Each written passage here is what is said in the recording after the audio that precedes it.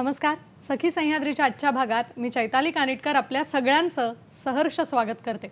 शिक्षकांचा विचार करताना एक सुभाषित नेहमी म्हटलं जातं, ते असं: सद्वर्तनम च विद्वत्ता प्रागल्भ्यम वाग्मिका तथा शिष्यप्रीती सहाध्यायो गुरुणाम षड्गुणामता. यामध्ये शिक्षकाचे गुण वर्णन केलेत. जो नेहमी अध्ययन करतो, जो अतिशय विद्वान आहे, ज्याचं वर्तन चांगलं आहे, जो शिष्यांमध्ये प्रिय आहे, तो खरा शिक्षक. माता पिता म्हटल्यानंतर ते आपले प्रथम गुरु आहेत हे सगळ्यांना माहिती आहे. पण त्यानंतर प्रत्येक बालकाचा, प्रत्येक विद्यार्थ्याचा संबंध येतो तो शाळेशी, आणि शाळेतले शिक्षक हे त्याचे अतिशय उत्तम गुरु मानले जातात.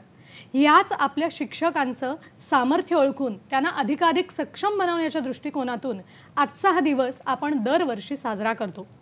आज आहे 5 ऑक्टोबर आणि आजचा दिवस हा आहे जागतिक शिक्षक दिन. तेव्हा याच दिवसाचं औचित्य साधून आज आपण कार्यक्रमात सुद्धा अशाच एका विषयाची निवड केली आहे. जाणून घेऊया आजचा आपला कार्यक्रमाचा विषय काय आहे. तो आज आपण बोलणार आहोत शिक्षणाचे दायित्व, आव्हानं आणि संधी या फार महत्त्वाच्या विषयावर. आणि या विषयावर मार्गदर्शन करण्यासाठी 2 तज्ज्ञ सखी आज आपल्याबरोबर आहेत. आज आपल्याबरोबर आहेत मुख्याध्यापिका विजयालक्ष्मी शिंदे. नमस्कार मॅडम. नमस्कार. कार्यक्रमात आपलं खूप स्वागत करते. आणि आज आपल्याबरोबर दुसरी सखी आहे मुख्याध्यापिका प्रिया विंदाने. नमस्कार मॅडम. नमस्कार. कार्यक्रमात आपलं देखील स्वागत करते.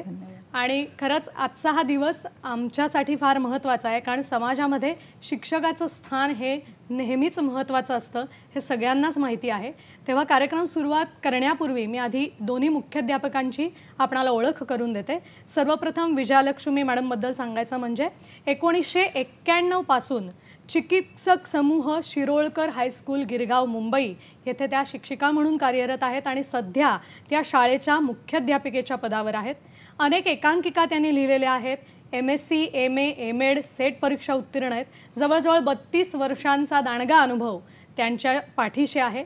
शिक्षकांच्या प्रशिक्षणात त्या तज्ज्ञ म्हणून कार्यरत आहेत.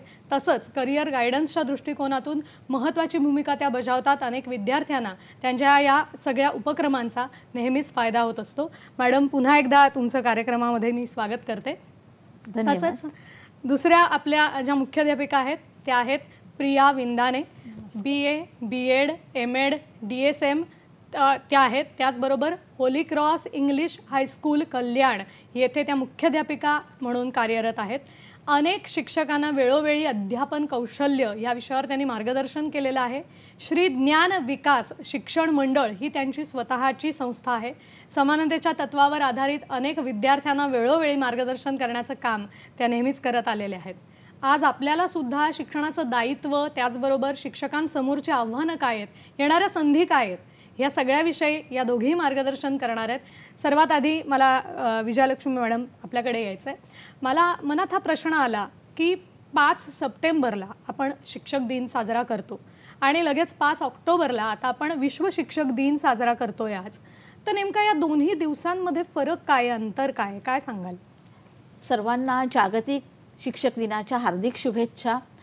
आपल्या सगळ्यांचं भवितव्य ज्यांच्यावरती अवलंबून असतं ते असे शिक्षक असतात आणि आज आपण त्यांना एक गौरवान्वित करण्यासाठी हा दिवस साजरा करतो. दोन्ही शिक्षक दिनच आहेत.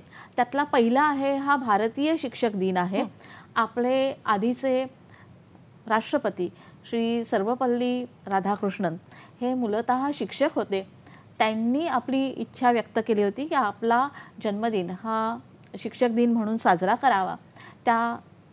त्यांना ऑनर करण्यासाठी किंवा त्यांचा गौरव करण्यासाठी हा भारतामध्ये शिक्षक दिन म्हणून साजरा केला जातो. 5 ऑक्टोबर हा दिन हा युनेस्को आणि ILO यांच्यामध्ये करार झाला होता 1967 मध्ये 5 ऑक्टोबरला.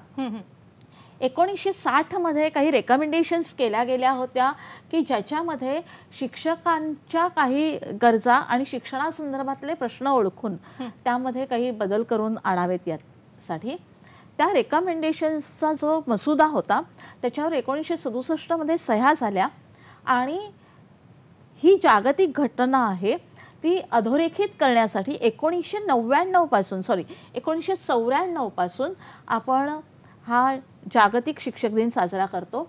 हा जागतिक शिक्षक दिन आहे हा 100 देशांमध्ये साजरा केला जातो. बर. आणि आपला 5 सप्टेंबर हा फक्त आपल्या देशामध्ये साजरा केला जातो. मला वाटतं ही माहिती अनेक प्रेक्षकांना नसेल, ती या निमित्ताने झाली की आज आपण जागतिक शिक्षक दिन साजरा करतोय. हेच मला वाटतं अनेक लोकांना, अनेक शिक्षकांना देखील माहिती नसतं. त्यानिमित्ताने आज पुन्हा एकदा याचं स्मरण झालं की शिक्षकांच्या गरजा ओळखून त्यांच्या मागण्यांचा विचार करून त्यांचाही कुठेतरी गौरव केला गेला पाहिजे. तर तो हा आजचा दिवस. दरवर्षी हा जो दिवस आहे तो वेगवेगळ्या संकल्पना घेऊन आपल्या पुढे येत असतो. तर यावर्षीची आपण संकल्पना जाणून घेणारच आहोत. पण तत्पूर्वी माझ्या मनात अशी एक मला प्रश्न आहे, प्रिया मॅडम आपल्याकडे येते, की एक साधारण गेल्या वर्षी किंवा त्याच्या आधी या जागतिक शिक्षक दिनाची नेमकी थीम किंवा संकल्पना ही काय होती आणि ती का केली जाते, काय सांगाल आपण? सर्वप्रथम जगभरातील सगळ्या शिक्षकांना जागतिक शिक्षक दिवसाच्या खूप खूप खूप शुभेच्छा. शिक्षक दिनाबद्दलची जी माहिती आहे मॅडमनी आपल्यापर्यंत दिलेलीच आहे. थोडं एक दोन पॉईंट्स मी त्याच्यात ॲड करू इच्छिते की हा यावर्षीचा 29th डे आपण सेलिब्रेट करतो आहे.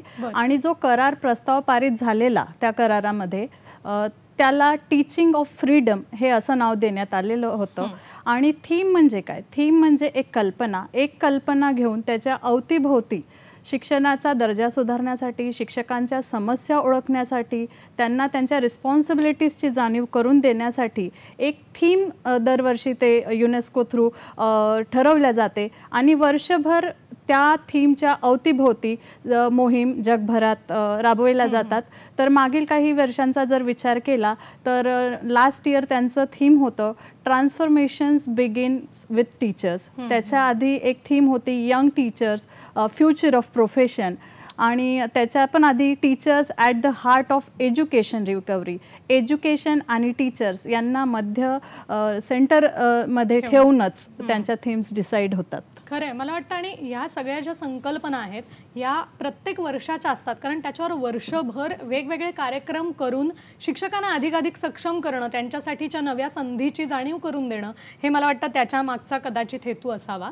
आता मला विजयालक्ष्मी मॅडम आपल्याकडे यायचं आहे की गेल्या 2 वर्षांची थीम आपल्याला समजली, पण या वर्षीची आपली जी थीम आहे ती नेमकी काय आहे आणि त्याचा अर्थ काय आहे, काय सांगाल? ओके, उदाहरणार्थ आता द्यायचं तर 1911 मध्ये होती लैंगिक समानतेसाठी शिक्षकाची भूमिका.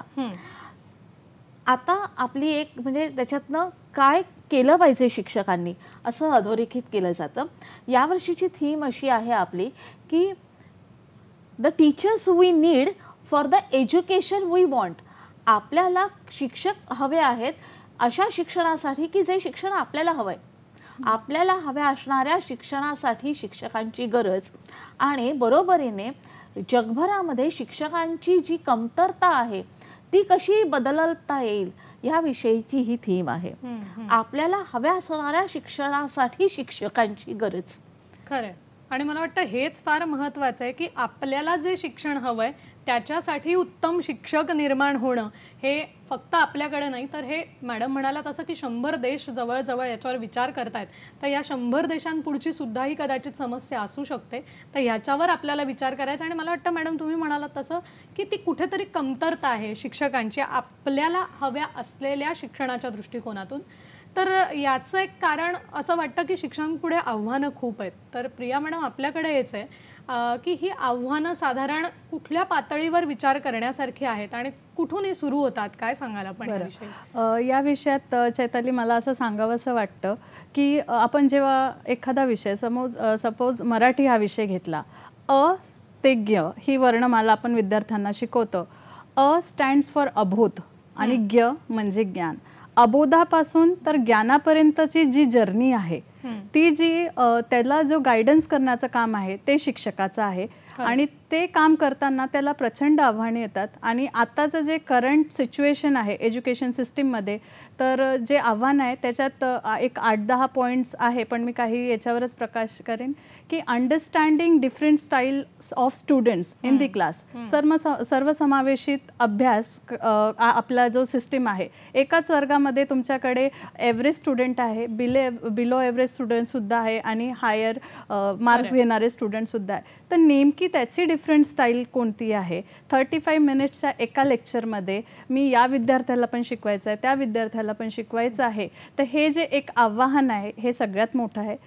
नेक्स्ट मला वाटतं की पॅरेंटिंग इन्व्हॉल्वमेंट जे आहे ते आजच्या काळामध्ये खूप कमी आहे. Because both the parents are working, they are not really having time to go every day in the school आणि आपल्या मुलाची काय प्रगती आहे, विकास चालू आहे याच्याबद्दल लक्ष जास्त घालू शकत नाही आहे. त्यामुळे येत नाही एक्झॅक्टली. तर आई बाबांची जी भूमिका आहे किंवा जी पालकाची भूमिका आहे ती पण शिक्षकालाच आता निभावून न्यावी लागते आहे. आणि धर्म आणि संस्कार ह्या गोष्टी तर आपण घरातून रुजवतो विद्यार्थ्यांमध्ये, तर यांना ते संस्कार सुद्धा शाळेतून त्यांच्यामध्ये रुजवणे हे पण एक मोठं आव्हान झालं आहे. अजून एखादा जर पॉईंट घेतला तर आजचा जो विद्यार्थी आहे त्याच्यामध्ये चिकाटी ही प्रवृत्ती खूप कमी आहे. 35 मिनिटं एका विषयाकडे त्याला आकर्षित करून ठेवणे is actually a big task. They are having too many sources of learning. Internet आहे, यूट्यूब आहे, TV आहे. तर त्यामुळे शिक्षक काय सांगतो आहे तर हे तर आम्ही घरी पण शिकलो आहे, हे तर मी यूट्यूबवरही बघितलं आहे. तर ते ध्यान केंद्रित करून ठेवणे is the most difficult challenge शिक्षकांसाठी आहे. त्यानंतर टीचरला, शिक्षकाला जेवढा वेळ विद्यार्थ्याला द्यायला येता आला पाहिजे तो देऊ शकत नाही आहे. कारण की त्यांच्याकडे सगळ्यात जास्त ॲडमिनिस्ट्रेटिव्ह वर्कचं जे प्रेशर आहे, पेपरवर्क, हा रिपोर्ट, हे रेकॉर्ड्स ठेवायचे आहे, ते रेकॉर्ड्स ठेवायचे आहे, इथे मीटिंग आहे, ही मोहीम राबवायची आहे, ही ॲक्टिव्हिटी घ्यायची आहे. 35 मिनिट्सच्या लेक्चरमध्ये शिक्षक एवढं देऊ शकत नाही विद्यार्थ्याला. शिक्षक can not give 100% to the student. हे सगळ्यात मोठं आव्हान आजच्या काळात आहे असं मला वाटतं. खरंच आहे. म्हणजे या गोष्टी आपल्याला समोरून जाणवणार नाहीत. कदाचित ज्या वेळेला एखादा शिक्षक वर्गात उभं राहून ते शिकवायला घेतो तर त्याचं तोच जाणे की त्याला नक्की कुठल्या गोष्टींचं आव्हान आहे. पण मॅडम म्हणाला तसं की ही आव्हानं आहेत. विजयलक्ष्मी मॅडम, आपल्याकडे यायचं आहे की मगाशी आपण कमतरता हा शब्द वापरला आपल्या थीमनुसार. तर कुठलं आव्हान आणि कमतरता नेमकी कुठे जाणवते आपल्याला? ह्यांच्याप्रमाणेच आपल्याला पुढे गेलं पाहिजे. आपल्याला असं लक्षात येतं की एका ठिकाणी जगामध्ये कुठेतरी असा देश आहे किंवा असा भूभाग आहे की जो अजूनही काहीसा आदी मानवाच्या जवळचा आहे. म्हणजे त्यांची राहणी अजूनही तशीच आहे. त्यांना साधी साक्षरता नाही, अक्षर असतात हेच माहीत नाही असे जनसमुदाय आजही जगभरात आहेत. इथपासून ते आज इथे आपला कार्यक्रम आपण टेलिकास्ट करतोय आणि जगात कुठल्याही कॉर्नरमध्ये तो पाहिला जातो आहे. इथपर्यंतचा जनसमुदाय आहे. तर ह्या सगळ्या पातळीवरती आपल्याला वेगवेगळ्या पातळीप्रमाणे त्यांची जी गरज असेल त्या गरजेप्रमाणे शिक्षण द्यायचे, असं हे एक महत्त्वाचं आव्हान आहे. परत पुन्हा ते काय म्हणता येईल ज्याला ठरलेलं नाही त्या गटाचं काय म्हणूया ज्याला वैशिष्ट्य काय आहे नेमकं. कारण हेट्रोजिनस आहे, एक संघ असा समोरचा समुदाय नाही. बरोबर. हे करताना एका फाईलीचं पान उलटावं तसं ते उलटता येणार नाही. समोरच्याच्या डोळ्यामध्ये काय दिसतं आहे त्याचा त्या क्षणी विचार करायचा आहे. समोरच्या व्यक्तीची मानसिकता काय आहे, मला नेमकं काय विद्यार्थ्यांना पोचवायचं आहे ते त्याला कळलंय का. त्या बाई म्हणाल्या की त्यांची लर्निंग सिस्टीम काय आहे, लर्निंग स्टाईल काय आहे, ही एका बाजूला आहे. तथ्य शिकवायची आहेत, ज्याला गणित आणि विज्ञान हे तथ्य आहे, त्याच्या वर्तनात बदल घडवून आणायचा आहे. म्हणजे त्याला मानसिकता त्याची बदलायची आहे, फिलॉसॉफी, तत्वज्ञान, मानसशास्त्र लक्षात घ्यायचं आहे. हे एका वेळेला एका शिक्षकाने विथ हिज ओन इंटेलिजन्स करायचं आहे. हे एक आव्हान आहे. आणि त्याच्याच बरोबरीने रोज तंत्रज्ञान बदलतं आहे. विशिष्ट बाब विशिष्ट पद्धतीने शिकवले गेली पाहिजे. शिक्षणशास्त्र मधल्या काळामध्ये खूप प्रगत झालंय. हार्वर्डची पंचपदी पासून वेगवेगळी अध्यापनाची मॉडेल्स प्रतिमाने आपण शिकली आणि मध्ये ज्ञानरचनावाद आला. हे सगळं घेऊन ह्याच्या सकट आपण फ्लिप लर्निंग, कोलॅबोरेटिव्ह लर्निंगकडे जातो आहोत की ज्यामध्ये विद्यार्थ्यांनी आपापसात मदत करून शिकायचं आहे. शिक्षकाची भूमिका एक शिक्षक केंद्रीपासून ते एक सुलभक फॅसिलिटेटर इथपर्यंत आली आहे. ह्या सगळ्यामध्ये आपल्याला शिक्षकाने परत तंत्रज्ञानाचा वापर करायचा आहे. त्यामुळे एवढी सगळ्या गोष्टी करणारा शिक्षक सापडणं हीच एक कमतरता आहे. नाही, हे मात्र तुम्ही अगदी खरं म्हणालात की शिक्षकाला बहुरूपी आणि कलाकार असावं लागतं ते या दृष्टिकोनातून, कारण एका वेळा इतक्या सगळ्या गोष्टी सांभाळून त्यातही खूप छान शिकवणं हे खरंच मोठं आव्हान आहे आणि हे सगळ्या शिक्षकांना बहुतेक मान्य असेलच. आपल्याला एक फोन येतोय कार्यक्रमामध्ये. एक सखी आपल्याला प्रश्न विचारते डोंबिवलीहून. नमस्कार. हॅलो. हॅलो. हा नमस्कार. आपल्याला शुभेच्छा दिवसाच्या. माझा एक प्रश्न असा आहे की ऐकू येत आहे ना? हो हो, येत आहे. हा, की आव्हान आणि संधी छान विषय आहे. आव्हानांबद्दल तुम्ही बोलालच तासाभराच्या कार्यक्रमात, संधी खूप आहेत. पण माझ्या 2 निरीक्षणं अशी आहेत की ज्याला विद्यार्थीचे 5 गुण सांगितलेले आहेत, ज्ञानतृष्णा, गुरुनिष्ठा, सदा अध्ययन दक्षता, एकाग्रता, महत्त्वाइच्छा, विद्यार्थी गुण पंचकम, सध्या असे विद्यार्थी किती आढळतात तुम्हाला? ते एक महत्वाचं आहे. आणि दुसरी गोष्ट म्हणजे मगाशी तुम्ही जे चिकाटी कमी असल्याचं सांगितलं त्याचं कारण केमिस्ट्रीच्या भाषेत बोलायचं तर काही घटक जे आहेत ते न्यूट्रल असतात, काही घटक चांगले परिणामकारक असतात, काही घटक वाईट परिणामकारक असतात. तर शिक्षणावर वाईट परिणामकारक घटक सध्या आहेत काही. आपण त्यांना हातात मोबाईल देतो कळतही नसताना, सारखं चॅनेल बदलायची त्यांना सवय लागले म्हणून पण त्यांची एकाग्रता कमी होते. डिजिटल माध्यमामुळे माहितीलाच ते ज्ञान समजायला लागलेत. तर हे असेही काही घटक आहेत, याच्याबद्दल तुमचं मत हवंय. धन्यवाद. नक्की नक्की. आपल्या या दोन्ही प्रश्नांची उत्तरं कार्यक्रमातून नक्की आपल्याला मिळतील. फक्त वेळ झाली इथे छोट्याशा विश्रांतीची. कुठेही जाऊ नका, पाहत रहा सखी सह्याद्री.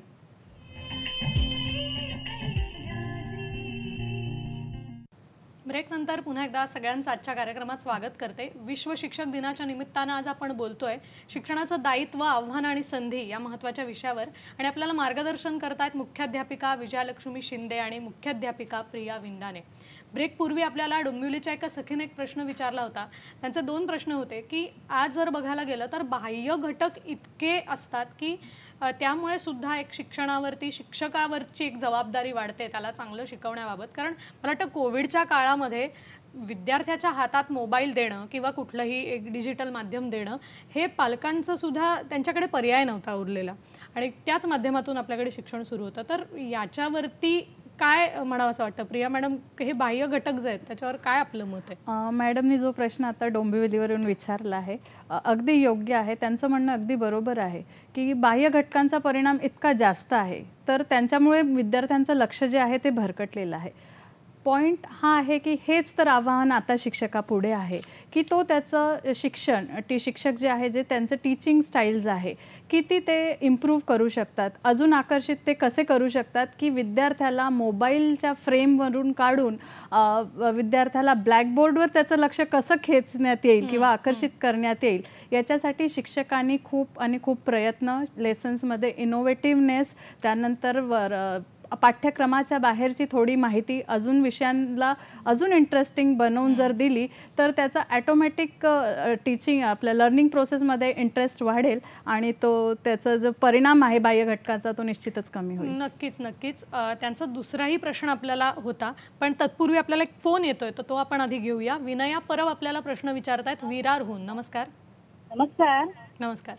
माझा प्रश्न असा आहे की वर्गावर पाठ घेताना प्रस्तावना करायची असते तर ती चांगली होण्यासाठी कशाची मदत घ्यावी मॅडम? नक्कीच आपण या प्रश्नाकडे येणार आहोत की आपली अध्यापनाची तंत्र कुठली असायला हवीत. तर या प्रश्नाचं उत्तर मिळेल. तर तत्पूर्वी आपण जो डोंबिवलीच्या सखीचा प्रश्न होता की आज विद्यार्थी खूप तळमळीने शिकणारे किंवा तितकं रुची दाखवणारे असे किती उरलेत, तर आपला काय अनुभव सांगतो मॅडम?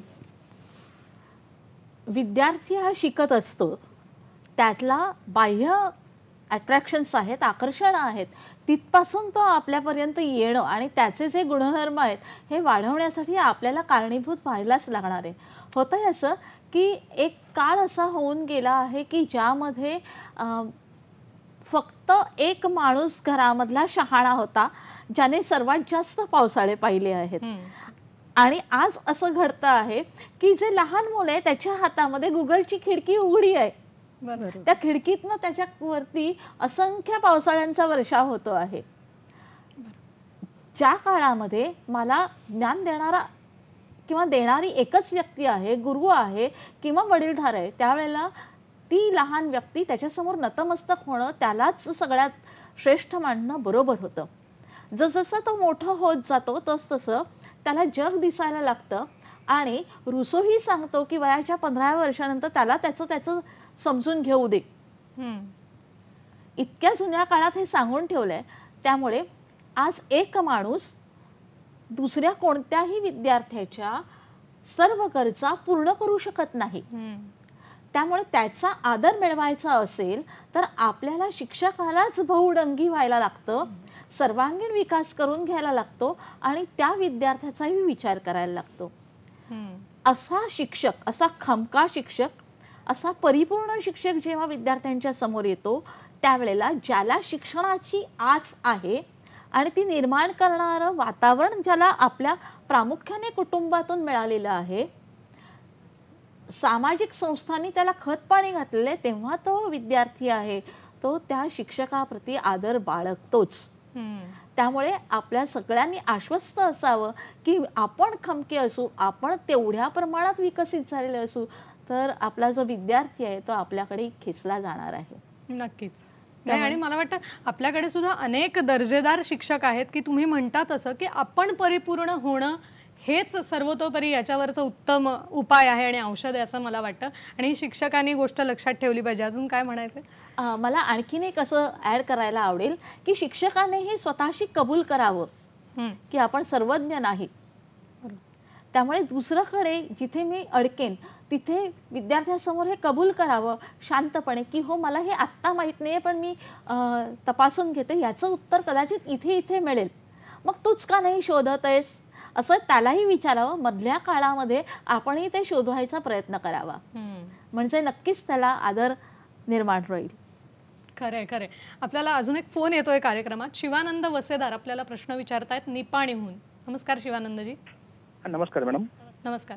निपाणीहून शिवानंद वसेदार बोलतोय. माझा प्रश्न असा आहे मॅडम, आता सध्याच्या परिस्थितीमध्ये कसं झालं, सगळीकडे पहिलं शाळा कॉलेजमध्ये शिक्षण घेण्यासाठी जायत होते मुलं, पण आता ऑनलाईनचे क्लासेस वगैरे भरपूर सुरू झाले.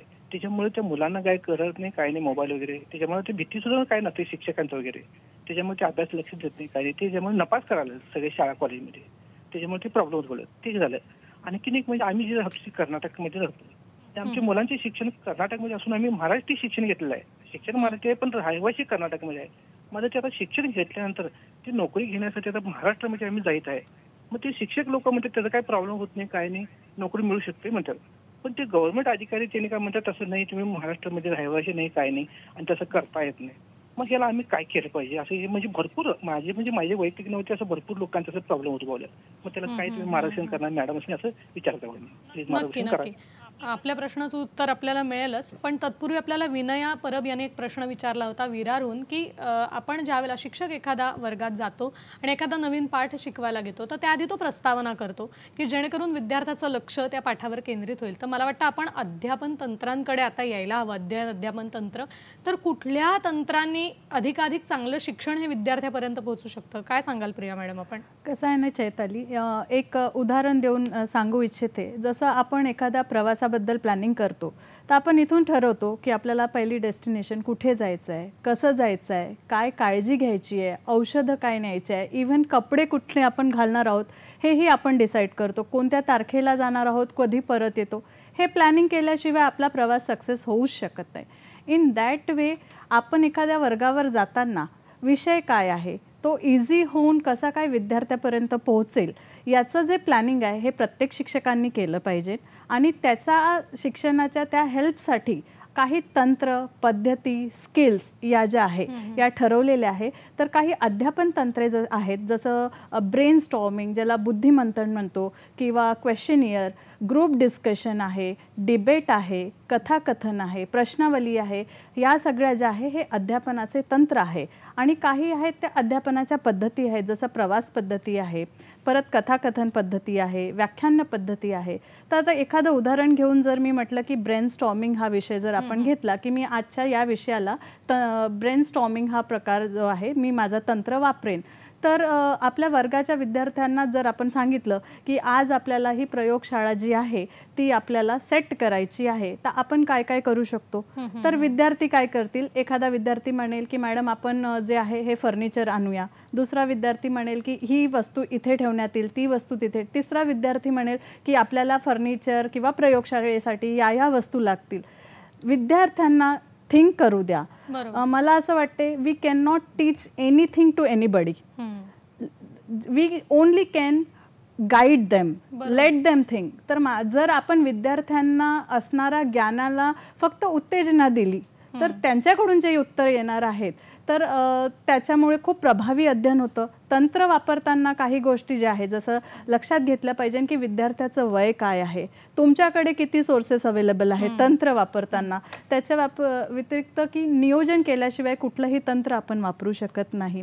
आणि कोणतं तंत्र कोणत्या वर्गासाठी वापरतोय दॅट इज ऑल्सो इम्पॉर्टंट. बुद्धिमंथन हे तंत्र आपण पहिल्या दुसऱ्याच्या वर्गासाठी नाही वापरू शकत, हे 8वी 9वीसाठी. पहिली दुसरीसाठी एखादी कथाकथन जसा इतिहास 4थ्या वर्गाला शिवाजी महाराजांचा इतिहास आहे, कथाकथन ही टेक्निक आपण खूप छान प्रमाणे वापरू शकतो. किंवा नाट्यकरण, एखादा छोटासा प्रसंग शिक्षकांनी वर्गाच्या विद्यार्थ्यांना घेऊन जर प्रस्तुत केला तर तो लाईफ टाईम ती लर्निंग एक्सपिरियन्स जो आहे तो विद्यार्थ्यांच्या लक्षात येईल. तर तो मॅडमचा जो क्वेश्चन होता की प्रस्तावना कशी करायची, थोडी तयारी करा, अवेलेबल सोर्सेस वापरून आपण कसं इम्पॅक्ट क्रिएट करू शकतो त्या विषयाबद्दल जर आपल्याला ते करता आलं तर निश्चितच लर्निंग प्रोसेस जी आहे ती खूप इफेक्टिव्ह. खरं आहे, मला वाटतं शिक्षकांना हे सगळं प्रशिक्षणांतर्गत या पद्धतींची माहिती दिली जाते, त्या गोष्टी शिकवल्या जातात. पण कुठेतरी आपण परत शिकवायला लागलो, वर्षानुवर्ष तेच शिकवत गेलो की असं वाटायला लागतं रे ही गोष्ट आहे आपण अगदी सहज शिकू, आणि मग कुठेतरी तंत्रांचा वापर थोडा मागे पडतो आणि त्यामुळे खरं तर हे मोठं आव्हान निर्माण होतं. आपल्याला शिवानंद सरांनी पण एक प्रश्न विचारला होता, त्याचंही उत्तर आपण घेणार आहोत. पण इथे वेळ झाली एका छोट्याशा विश्रांतीची. कुठेही जाऊ नका, लगेचच परत येतोय. पाहत रहा सखी सह्याद्री.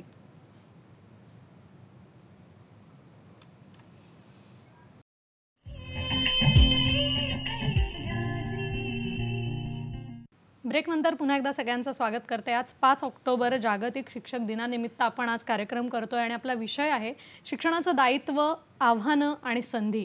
हा फार महत्त्वाचा विषय. मला वाटतं अनेक प्रेक्षक आपल्याला प्रश्न विचारतात. असाच एक प्रश्न आला होता आपल्याला, शिवानंद वसेदार यांनी विचारला होता आणि त्यांचा प्रश्न खूप मला वाटतं चांगला आणि योग्य होता की एवढ्या मोठ्या देशात रोजगारीचा प्रश्न हा अनेकदा निर्माण होतो आणि असं होतं की आपण शिकतो आणि मग कुठेतरी नोकरी आपल्याला मिळते की नाही याची शाश्वती वाटत नाही. तर मला विजयालक्ष्मी मॅडमकडे यायचं आणि त्यांना विचारायचं आहे की नोकरी आणि या शिक्षणाच्या पेशामध्ये आपल्याला जर मिळवायची असेल तर नेमकं काय आपल्याला त्याच्या समोरचं आव्हान किंवा काय गोष्टी उत्तीर्ण व्हाव्या लागतील. आणि त्याचबरोबर माझ्या मनातलाही प्रश्न मी आत्ता विचारते की ही सगळी आव्हानं समजा आपण पेलली तर शिक्षकावरची जबाबदारी ही वाढते, तर त्या जबाबदाऱ्या कुठल्या आहेत, काय सांगाल आपण, काय मार्गदर्शन कराल? नमस्कार. माझ्या सगळ्या सीमावर्ती बांधवांना नमस्कार. तुम्ही कर्नाटकाच्या सीमेवरती राहताय आणि मराठीतून शिकला आहात आणि मग महाराष्ट्रात आपल्याला नोकरी कशी मिळेल याविषयीचा विचार तुम्ही करता आहात. हे खरं आहे की आपल्याला काही ठिकाणी सांगितलं जाईल की नाही तुम्ही दुसऱ्या राज्यातून आला आहात, पण असं सांगण्यासाठी तुम्हाला डोमिसाईल सर्टिफिकेट जे लागतं तेवढेच फक्त महाराष्ट्रातलं लागणार आहे. हे प्रामुख्याने सरकारी शाळांमध्ये, अनुदानित शाळांमध्ये घडेल. विना अनुदानित शाळा आहेत, प्रायव्हेट स्कूल्स आहेत किंवा खाजगी शाळा आहेत, यांमध्ये अशा प्रकारचं बंधन असेलच असं नाही. त्याचप्रमाणे आपल्या सगळ्यांना जसं सेट देता येते तसंच नेटही देता येते. आपल्याला पूर्ण भारतभरावरती प्रामुख्याने प्राध्यापक होण्यासाठी, ज्याला लेक्चरर, व्याख्याता सुरुवातीला म्हटलं होतं, प्राध्यापक प्राचार्य ही एक पद आहे. तर त्यासाठी आपल्याला नेट परीक्षा देता येईल आणि त्या अनुषंगाने तुम्ही तयारी करावी. पुढल्या काळामध्ये यातली बरीचशी बंधनं आहेत ती कमी होतील. मात्र मला विचाराल तर भारताच्या वेगवेगळ्या भागातून महाराष्ट्रात शिक्षकांची भरती झालेली आहे. बरोबर. त्यामुळे त्याविषयी आपण चिंता करण्याचं काही कारण नाही. खरं आहे. आणि दुसरा मला हा प्रश्न होता की हे सगळं जर आपण केलं आणि एक चांगला शिक्षक झालो तर शिक्षक म्हणून आपल्यावर ज्या जबाबदाऱ्या येतात तर त्या जबाबदाऱ्या नेमक्या कुठल्या आहेत? यावर्षी युनेस्को शिक्षकांच्या असणाऱ्या ज्या कमतरता आहेत त्या कशा दूर करायच्या याच्यावरती विचार करते.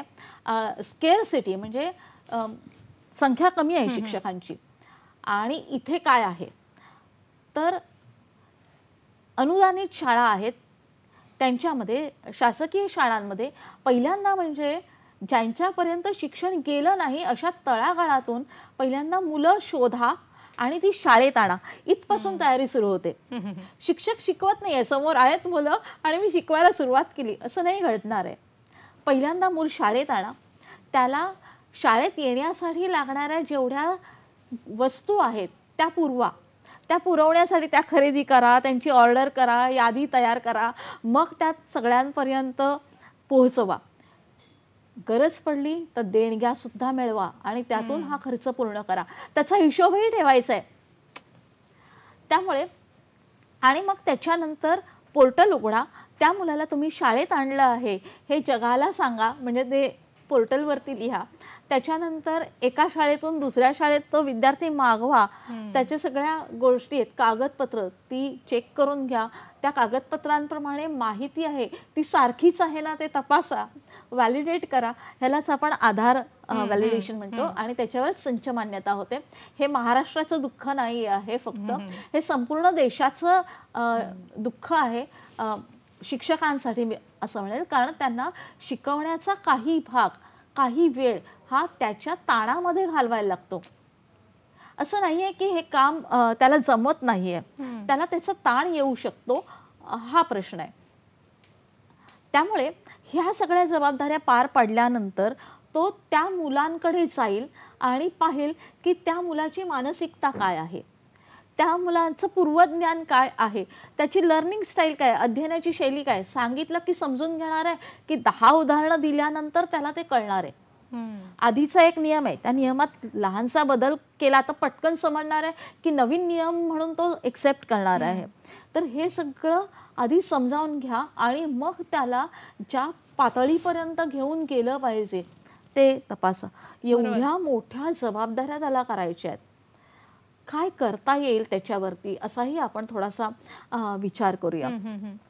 आपल्याकडे मोठ्या प्रमाणात कुपोषण होतं आणि म्हणून मग खिचडीचा प्रकल्प किंवा मध्यान्ह भोजनाचा प्रकल्प आला.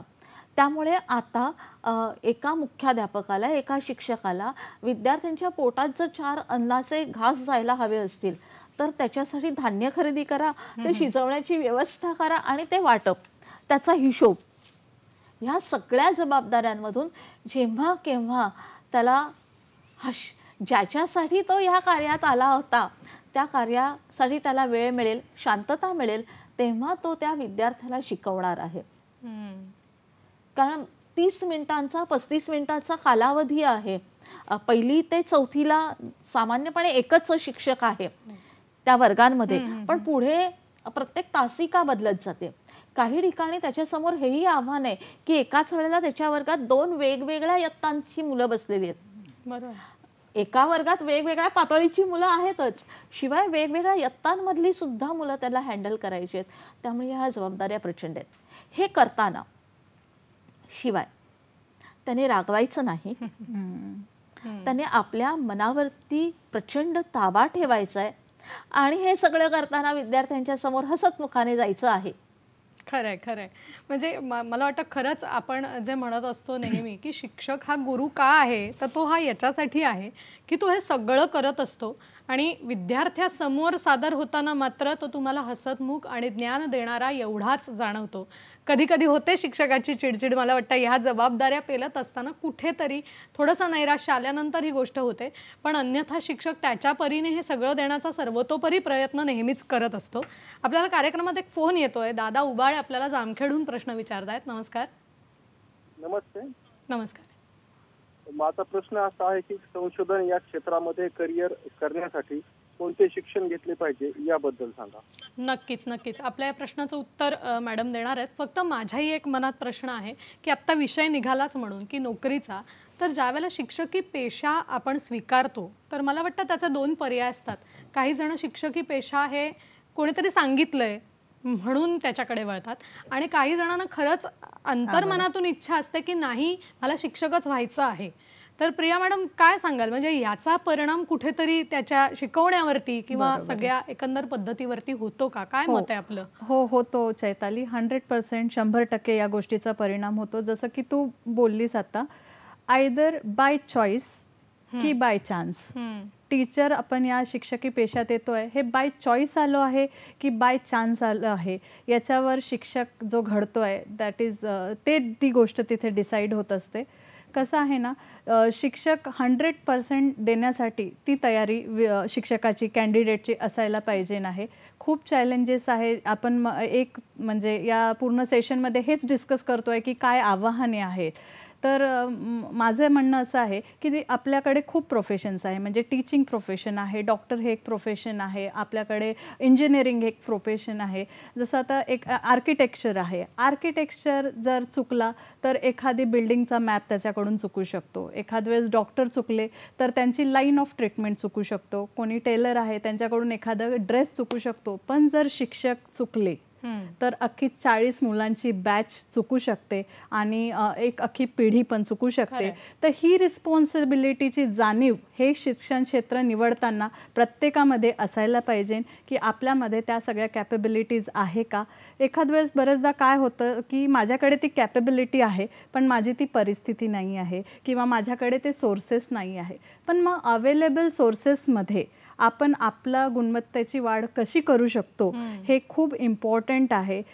APJ अब्दुल कलाम त्यांनी अग्निपंख त्यांच्या या पुस्तकांमध्ये म्हटलेलं आहे की एक जो शिक्षक आहे त्याचे गुण आणि कौशल्य याच्यावर पूर्ण त्याचं करिअर किंवा तो चांगला शिक्षक आहे की वाईट आहे हे डिपेंड आहे. तर आपली विचार करण्याची क्षमता वाढवा, दृष्टिकोन वाढवा, ती फ्रेम ऑफ थिंकिंग जी आहे ती वाढवा. जर ती वाढली तरच चांगला शिक्षक घडू शकते आणि पूर्णपणे जर आपण 100% या प्रोफेशनला देऊ शकतो तरच आपण या व्यवसायाची निवड करावी असं मला वाटतं. नक्कीच. मला वाटतं विजयलक्ष्मी मॅडम तुम्ही सुद्धा याच्याशी सहमत असाल, कारण एवढे वर्षाचा आपला या क्षेत्रातला अनुभव आहे आणि आपण अनेक शिक्षकांना पाहिलेलं आहे. तर मला वाटतं नक्कीच आपलंही याच्यावरचं मत आम्हाला जाणून घ्यायचं आणि याही प्रश्नाचं उत्तर आम्हाला हवं आहे की संशोधनाच्या क्षेत्रामध्ये साधारण शिक्षण संशोधन तर याच्यामध्ये काय संधी आपल्याला बघायला मिळतील, काय मार्गदर्शन करायला मला याविषयी? संशोधन हे कोणत्याही क्षेत्रात करता येऊ शकतं.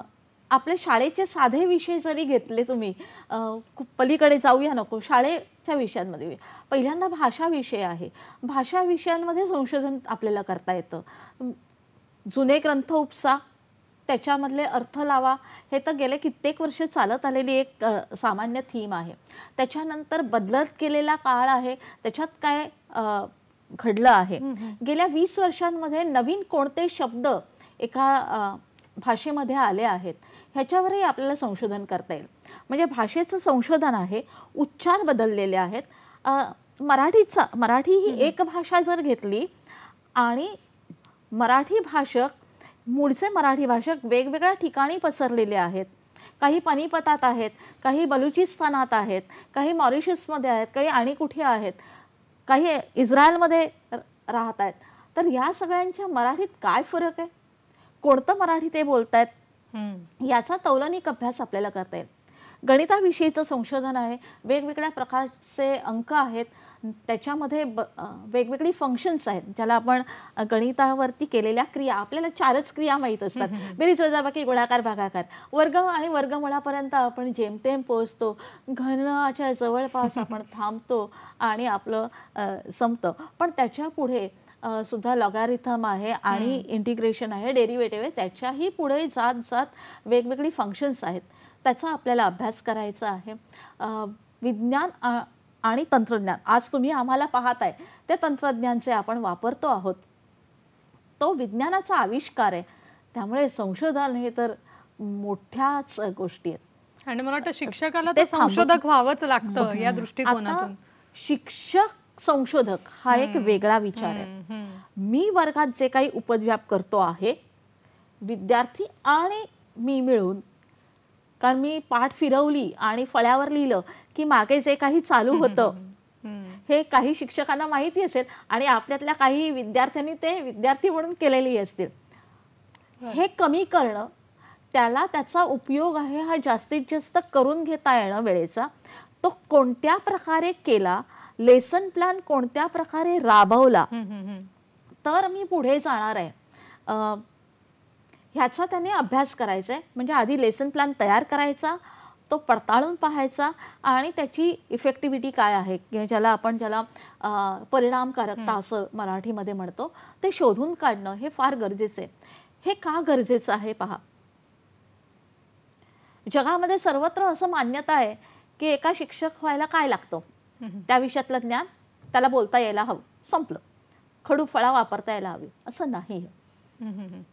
मगाशी आपण वेगवेगळ्या अध्यापनाच्या तंत्रावरती विचार करत होतो, तर ह्या सगळ्या तंत्राचा वापर करून ते शिकवलं गेलं पाहिजे. बरोबर. गेले काही वर्ष महाराष्ट्रामध्ये एक प्रवाह चालू आहे शिक्षकांमध्ये, पाठाच्या टाचण वह्या का करायच्या, ते जे कोणी करतं रेग्युलरली त्याला ते स्फूर्त, नवीन काहीतरी केलं त्याचं डॉक्युमेंटेशन होतं.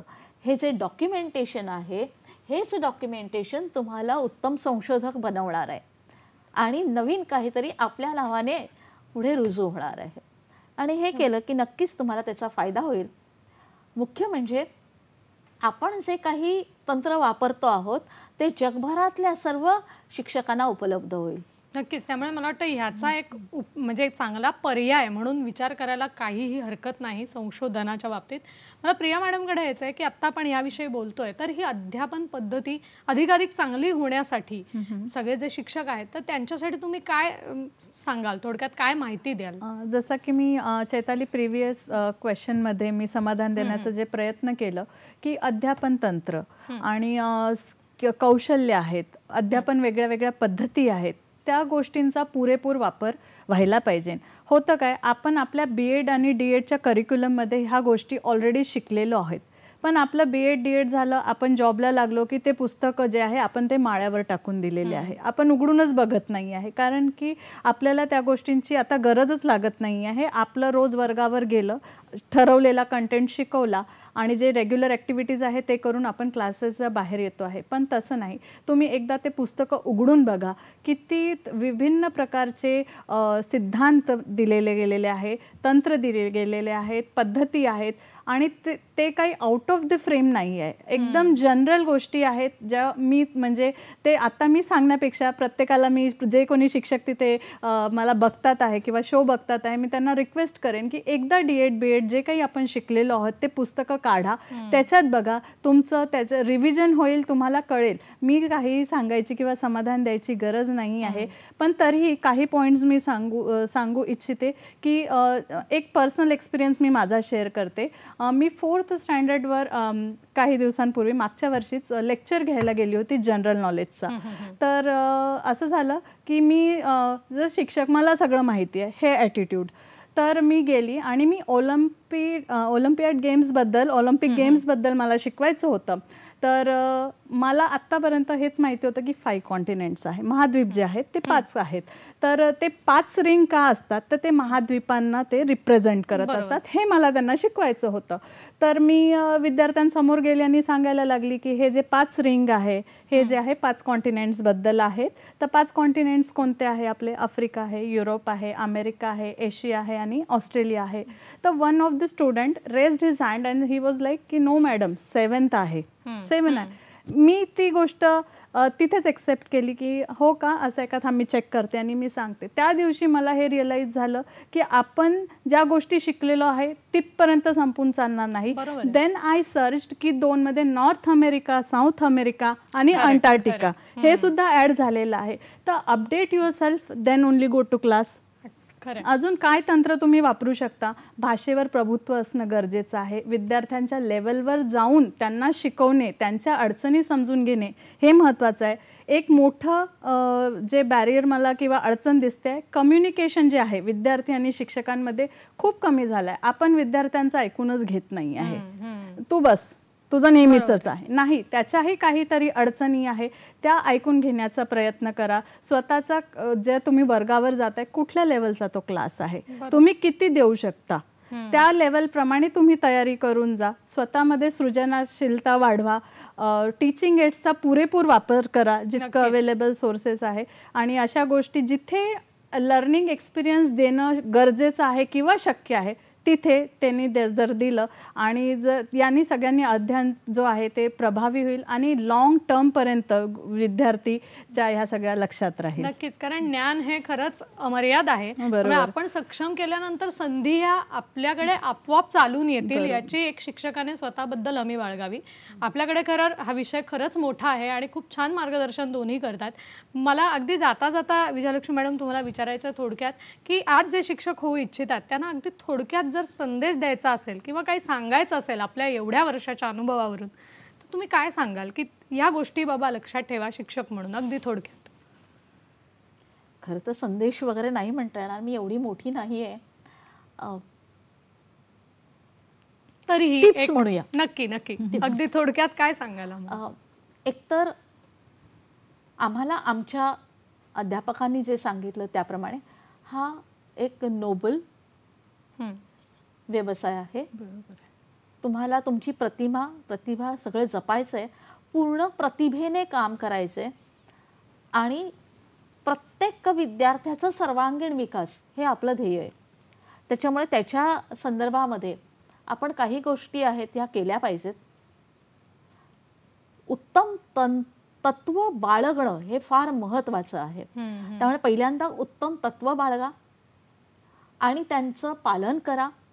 बरोबरीने जे जे नवीन येतं त्याच्यामध्ये प्रामुख्याने यांनी जे उदाहरण दिलं त्या उदाहरणाप्रमाणे ज्ञानही अपडेट करा आणि तंत्रज्ञान देखील अपडेट करा, कारण तंत्रज्ञानाशिवाय आपण आता पुढे नाही जाणार आहोत. बरोबर. आपण तंत्रज्ञान म्हणजे मोबाईल पोर्टल नाही, याबद्दल नाही म्हणत आहे मी. अध्यापनाचं तंत्र ज्याबद्दल आपण मगाशी बोललो होतो की चर्चा आहे. प्रस्तावनेविषयीचा एक प्रश्न मध्ये आला होता. मी वर्गात एंट्री, प्रस्तावना इज इक्वल टू एंट्री असं जर माना, रोज मी त्याच प्रकारे एंट्री केली तर नाही चालणार. कधी धावत ह्या सगळ्या तंत्रांचा विचार कुठेतरी व्हायला हवा. कारण आणि तुम्ही म्हणालात तसं की शिक्षक पेशा हे एक सेवा क्षेत्र आहे, तर ह्याचा प्रत्येकाने विचार करायला हवा. हा कार्यक्रम कसा वाटला हे आम्हाला जरूर कळवा. आपण वेगवेगळी माध्यमं यासाठी वापरू शकता. फेसबुकवर प्रतिक्रिया देण्यासाठी www.facebook.com/dd सह्याद्री, सखी सह्याद्री @gmail.com हा आपला मेल ID आहे. www.youtube.com/dd सह्याद्री यूट्यूबवर देखील प्रतिक्रिया देता येतील. @dd सह्याद्री आपलं ट्विटर हँडल आहे. मला वाटतं हा विषय इतका मोठा होता की खरंच याच्यावर बोलणं फार मोठी गोष्ट आहे. पण प्रिया मॅडम, जाता जाता अगदी सांगायचं असेल थोडक्यात तर आम्हाला काय सांगाल की काय गोष्टींवर लक्ष ठेवावं? प्रश्नानुसारण शिक्षेचं व्यावसायीकरण करून चालणार नाही आणि making money should not be the M.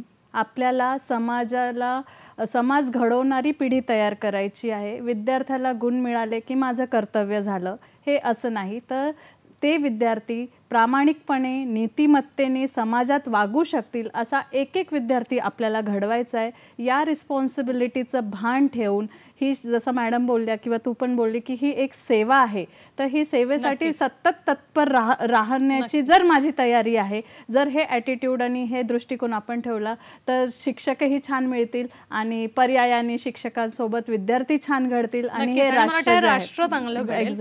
नक्कीच. मला वाटतं तुम्ही दोघी वेळात वेळ काढून इथे आला तेव्हा संपूर्ण सखी सह्याद्रीच्या टीमच्या वतीने मी आपले मनपूर्वक आभार मानते. जाताना इतकंच सांगते, शिक्षक म्हणजे कोण असतो? शी म्हणजे शिखरावर नेणारा विद्यार्थ्याला, क्ष म्हणजे क्षमा करणारा चुका सगळ्या पदरात घालून, आणि अर्थात क म्हणजे त्याची कमजोरी दूर करणारा. तेव्हा शिक्षकांचा आदर ठेवा. धन्यवाद. भेटूया पुढच्या भागात.